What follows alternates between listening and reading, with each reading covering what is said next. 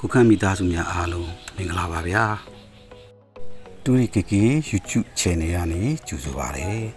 အဲ့တော့လူတလေးတွေများပါရင်လည်းကိုခန့်ရဲ့ channel လေးကို subscribe လေးနှိပ်ထားပေးကြပါဦးလို့ကိုခန့်ကတောင်းဆိုချင်ပါတယ်ဗျာ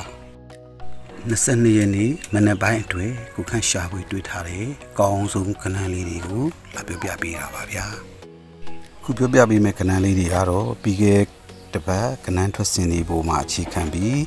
73နှစ်စာကလင်နာတွေကိုစူးစီးပြီးရရှိလာတဲ့ကဏ္ဍလေးတွေကိုလာပြပြပေးတာပါဗျာကဲဒါလေးတွေကတော့22ရက်နေ့မနက်ပိုင်းအတွက်အကောင်းဆုံးရွေးချယ်ထားတဲ့ကဏ္ဍလေးတွေဖြစ်တယ်ဗျာမျိုးတို့နှစ်သက်မဲ့လို့လည်းထင်ပါတယ်ပြီးခဲ့တပတ်ထွက်စင်နေနဲ့73နှစ်စာကလင်နာပေါ်မှာခြေခံပြီးရှာပေးထားတာဖြစ်တဲ့အတွက်အာမခံချက်ကတော့မရှိပါဘူးဗျာဖြစ်နိုင်ခြေကိုအကောင်းဆုံးကြိုးစားပေးထားတာပဲဖြစ်ပါလေဗျာဒီတစ်ပတ်အတွက်ကိုခန့်ရဲ့အဖွဲ့ဝင်တွေအောင်မြင်သွားတဲ့ကက်ကလေးတွေပါပဲဗျာအားလုံးကိုအင်္ဂါနေ့နှစ်ရက်အတွင်းမှာပဲအပြီးအောင်ခဲ့ပါတယ်ဗျာလာမယ့်ပတ်တွေယုံကြည်ရင်လက်တွဲလို့ရပါပြီဗျာလက်ခံပါပြီဗျာ